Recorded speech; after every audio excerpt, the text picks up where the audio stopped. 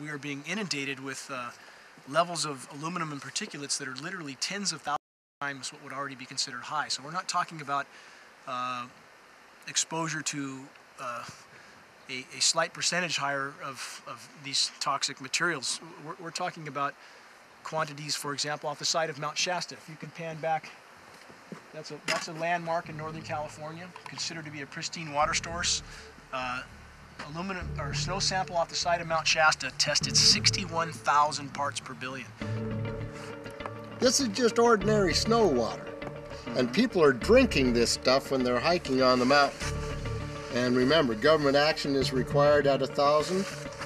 This is 61 times over the government limit, and our hikers are drinking this poisonous water on Mount Shasta Mountain itself. God. Barium, 83.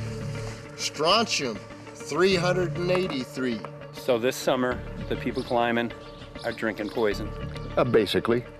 I certainly wouldn't want to drink 61,000 micrograms per liter of aluminum. And again, we've already seen in 5 years soil pHs in this area that have escalated 10 to 12 times, and we can prove that conclusively. Well, this is not speculation.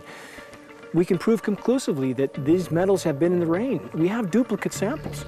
Bachelor of Science in Forestry, International School of Forestry at Missoula. Master's in Zoology, specialized in aquatics.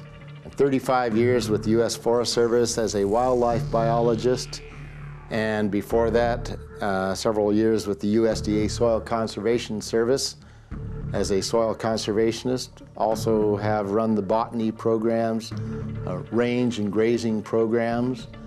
And I continue that today. Right now I do a lot of master gardener consultation work. When I started this garden back in about 2005 or so, the pH here was 5.5, 5.6. This is the old soil survey of the county. You can look at the page right here. This is my soil right here. It's a Dietz 125, 126 here at my house. And here, the soil reaction pH should be between 4.5 and 6.0. And over there in the pure mud, it's even a little darker. It's 6.8 right there. And what can this do to plant life and ecosystems? Well, you haul one of these things out and you start looking at the little things that are crawling around the soil. A lot of times they aren't there anymore. The little soil arthropods that you can barely see on a microscope, you can actually see movement with this. Little tiny, tiny, tiny macroscopic, look like little moving pieces of dust. Those start to go away. They're not gone entirely, but they start to go away. This is black oak acorns. You know, this is pieces of cedar wood. You know, come on, folks. This should be very acid, and I'm getting 10 times higher than expected. There's something really wrong here. But you can see all those reports, lots of them. Have over 20 reports here. Well, at least 20. I'd say it'd be closer to 30. All revealing dangerous amounts of aluminum and barium. You know, the science is there that something funny is happening. And the naysayers say, well, so what? Isn't neutral good? Well, no, neutral's not good. Neutral is not good. If your soil is supposed to be 5.6, it should stay 5.6 if you want the forest to be healthy. And if you want to grow a good garden, you have to keep your pH Around 6.0, 6.5. I think that we just need to wake up and just look at what's happening, because we can't just ignore it, because it's going to get worse and worse if we just keep ignoring it and pushing it away like, oh, that's nothing. There was mason jars, and they were brand new, sterilized, and that's what we catch the rain in. And then there was a HEPA filter that we tested the air with. Okay, so you caught rain and then you basically filtered air. What did you find? Aluminum and barium. Here's another test that's revealing 375,000 parts per million aluminum, barium at 3,090, and strontium at 345. Yeah, that's from a lined pond. With EPDM fish-safe pond liner. There is no chemicals, manufacturing materials at all in that pond liner that's available to the aquatic life. It's designed for that purpose. The well that feeds this pond has been tested and retested. ND, no detectable aluminum, 0. The only other place this pond can receive water is rainfall. We are located on a filtered, forested hilltop, miles and miles and miles away from any industry, highway, and so forth. After several heavy spray days, there was a film that we received form on the surface of the water, and we tested that crust, and it was aluminum and barium, that after a year and a half's accumulation had 375,000 parts per billion of aluminum in it. It's literally toxic. We can say conclusively that what we see in the sky matches expressly what's outlined in numerous patents, and the materials on the ground match those patents. This material was not there 5 years ago. It is a recent phenomena in the quantities it's in. It has escalated in some cases 50,000% in 5 years in the case of aluminum. From our original baseline reading of 7 parts per billion, which was already high, it has escalated up to 50,000% in 5 years. And we've seen profound changes in that time. Dr. Leonard Time, PhD in chemistry, I cross-checked with him, and he says the oxides of aluminum, barium, and strontium will drive your pH into the coastal, from an acid soil like this up into the neutral. There's no question about it. And that's exactly... That's exactly what you see happening. Wow. I have a doctorate in inorganic chemistry from Oregon State University, in which I was working with different metals and oxidation states, and then did a postdoctorate work at Brandeis, where I was working stabilizing off oxidation states of different metals. The goal is to sort of figure out how everything fits in the dynamic equilibrium of life. I was working with Francis up in Mount Shasta, and he showed me some rainwater analyses that had to do with levels of aluminum, strontium, and barium in the atmosphere. So I feel the major toxin in these chemtrails is the aluminum. And from the levels we were looking in at Mount Shasta, this is totally, totally unacceptable. When you get to metals and biological systems, you're no longer talking about the bulk aluminum that people think about when they're drinking from soda pop cans and that. So once it gets to the aluminum oxide stage, it just forms a plaque within your arteries and shuts down life. When you take elements that normally aren't out in the environment and you start putting them in the environment, it raises some serious red flags. Aluminum is a very specific nasty in biological systems.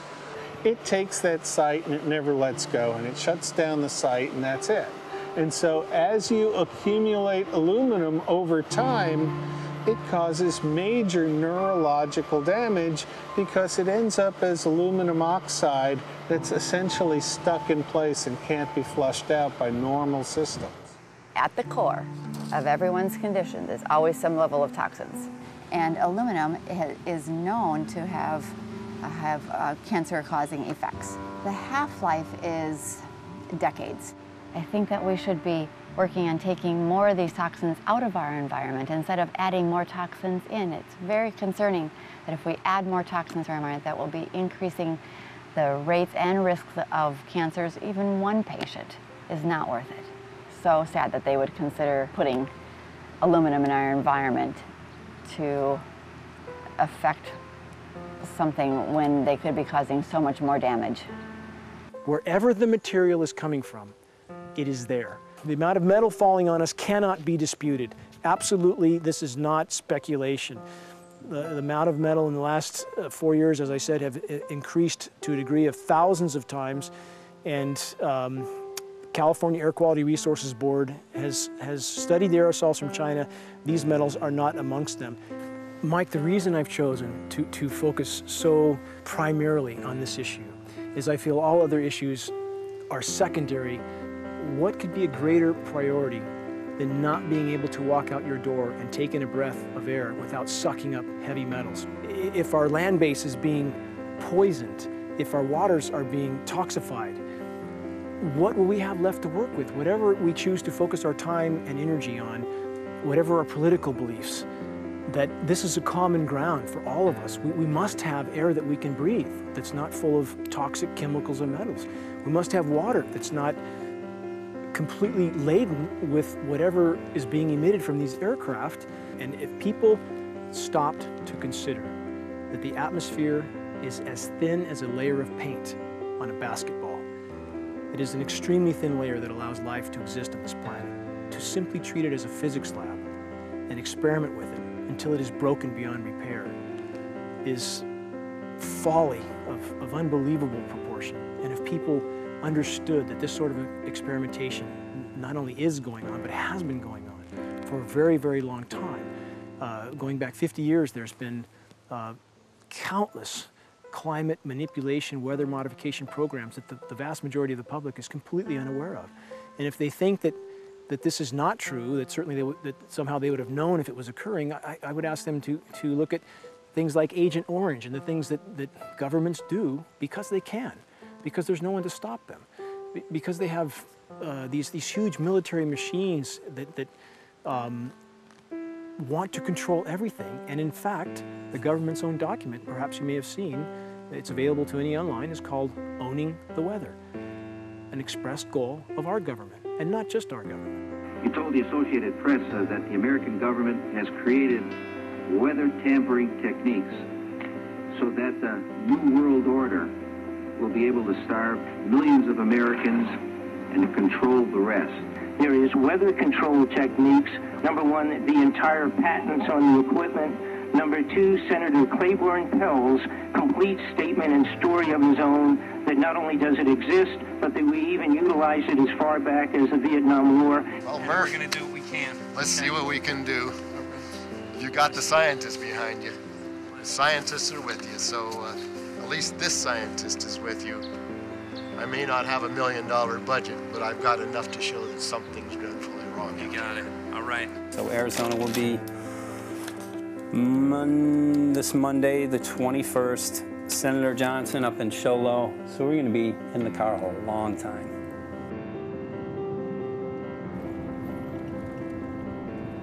Well, it is such a pleasure. This is such a place back here, I'm telling you, Michael. But you know what? We love it. It's so private and it's so quiet and peaceful. And please come in. My name is Karen Johnson. I served in the Arizona State Legislature for 12 years.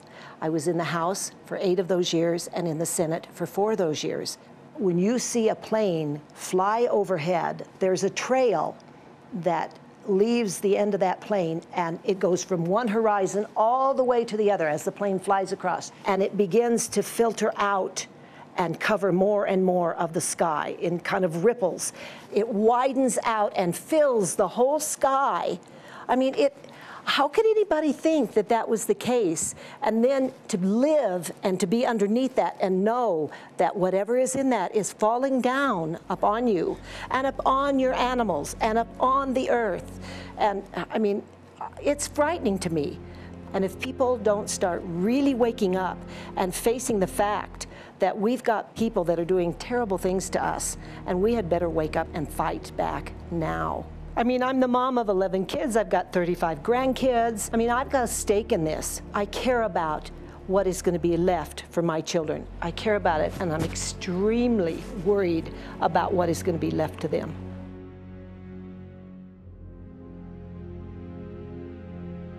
Aluminum is toxic, and we know that it's accumulative. And we know that we're getting more. So we're absorbing it in the air, we're drinking it in our water, so we are accumulating more. So the thought of more aluminum being dispersed in our environment in the way that you mentioned is very frightening to us and very disturbing to us. Those of us who have done any research on this are really quite concerned that we are ill-informed about this issue, and mostly that it's being done. Aluminum is toxic. We know that it is. We can debate as to the amount of toxicity that is going to be disturbing the body, but as far as really accepting the fact that it's accumulative, it's synergistic, then we have to conclude that it's not a good idea to put it in our atmosphere, especially when we know we're getting increased amounts, and especially since we know that the scientific communities around the world are pointing a finger at the heavy metal toxicities, at the toxicities that we're absorbing in the day-to-day food that we eat and the air that we breathe. The concern is off the charts about why is this happening? Why is this being allowed to be sprayed continually all over the United States, all over the world? Who is paying for this? I mean, the incidence of Alzheimer's has just skyrocketed, which evidently has to do with an accumulation of aluminum in the brain cells. I mean, I think almost every family has been touched by a member as they get older having Alzheimer's. And it's a horrible disease. And to say that, well, this just came because people drank soda pop out of aluminum cans, you know, when my father passed away with Alzheimer's and he didn't ever drink soda pop, you know, that explanation doesn't ring true with me. And so I'm wondering, how much did this chemtrail spraying back in the Illinois area affect him? Aluminum and fine metal is an accelerant. A friend who's a firefighter up in Pine, Arizona for 20 or 30 years says that the wildfires now that they're fighting are way beyond anything they've seen before in intensity. And when you look at the air samples and you see the fine particles of aluminum, which is very flammable, and magnesium settling on the trees, this is causing unprecedented savage wildfire.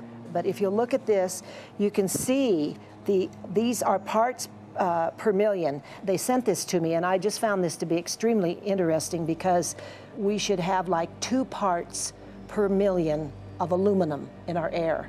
And this is saying that there's 39,000 parts of aluminum. That's astronomical. Barium is high. I mean, these are way off the charts of what people should be breathing or what's coming down on them.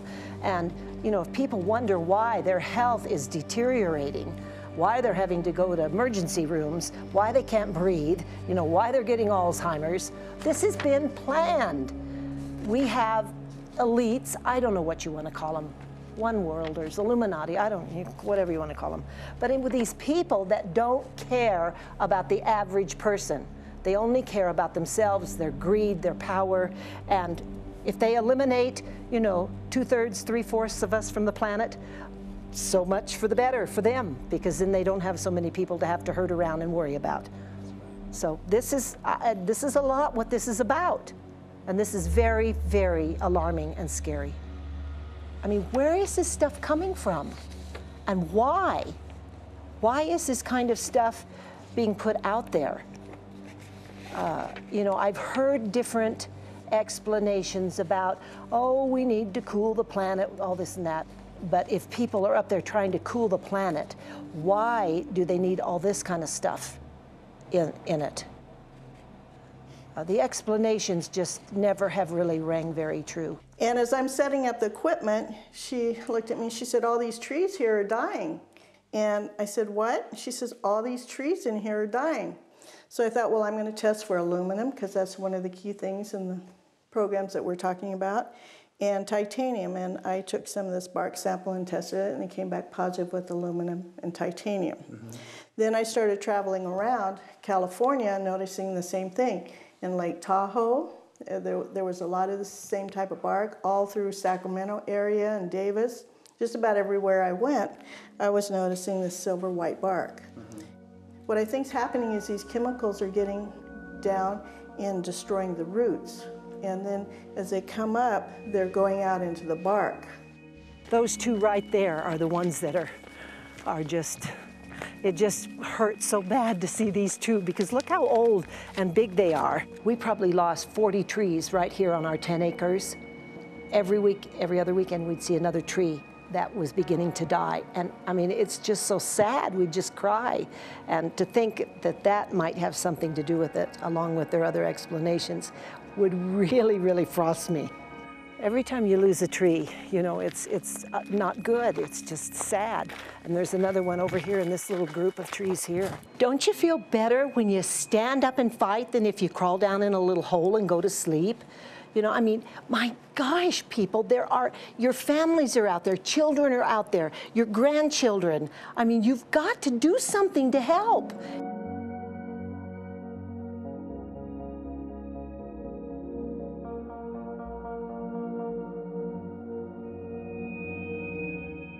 My greatest hope is to get people to question, and hey, if they don't wake up while we're there, I'm hoping to plant some seeds. We're going to the most beautiful place on the planet, Hawaii, to see what's going on, collect some data.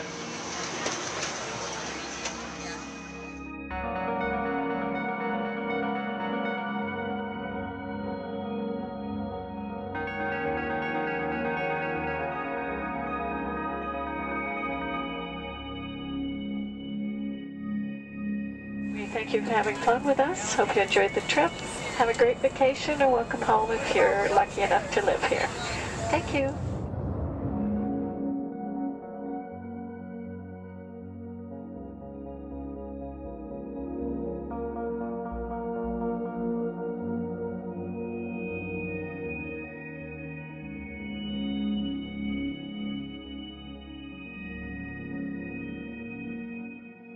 The whole valley's off the grid, so it's either solar, wind, or generators.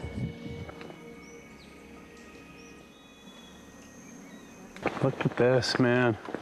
Yeah, the mind can't even conceive of a dream of this. Right. Yeah, right. Even coming here, and one would never think, you know, in paradise that it's getting destroyed. And they're doing it island style. They do it off the island, right? They do it off the island, so they don't, you know, you don't see the chemtrail airplane. The theory is that they're spraying the ocean, offshore, and it's coming in on the. And it's coming in. Now these are coming from the west. They're also spraying on both sides today. A lot of this stuff is actually chemtrails coming this direction. There's material that's blocking. We should be able to see to the horizon, you know, where the Earth curves, because we're high enough and we have the ocean, right? So we should be able to see. We should be able to see the Big Island. It's only 30 miles away. And you can see it's not a blue sky behind it. That's the key. It's all, you know, has that kind of weird looking blue, like silver blue, I call it. And this is a nice day. You know, there's no more blue sky. The night, we're gonna look at the stars at night, and it's like, you'll see, you can count them. There's so few stars at night now. There should be hundreds of thousands of stars, and I can count the stars. There's like one here and one planet here. It's like, you might see, some nights you'll see 100, some nights you'll see 10. This is what concerns me, this kind of stuff right here. It's just soft. Okay. This just comes right off, this bark. That's not natural. For I've seen hundreds of thousands of coconuts and I've never seen it falling apart like that. Look at this, you guys. I've never seen anything like this. I used to trim trees all the time in the Big Island. I've never seen anything like that. That's why I'm concerned. Not an easy task that you have here on the island. I could see the skepticism because it is so far beyond anybody's reality. It's amazing. It's just amazing to try to look through somebody else's eyes. Like my eyes, I can see this so it's like night and day, and other people are just. It's just the illusion is just so deep. What do you think would happen if everybody awakened to what was going on and what the plans were of geoengineers? I think they'd have a revolution in Hawaii. If people really understood what was going on. What's your concern for, I know that you love the land here. What's your concern about the chemtrails? Well, that we won't be able to live here and grow our own food. And that our health is going to be compromised. Do you think it already has been? Yes. And the thing is that they're doing it every day here, every day. So it's hammering, hammering, hammering, hammering, micro doses every day. And then, of course, it's getting in the environment, and of course, it's weakening the plants. And it takes a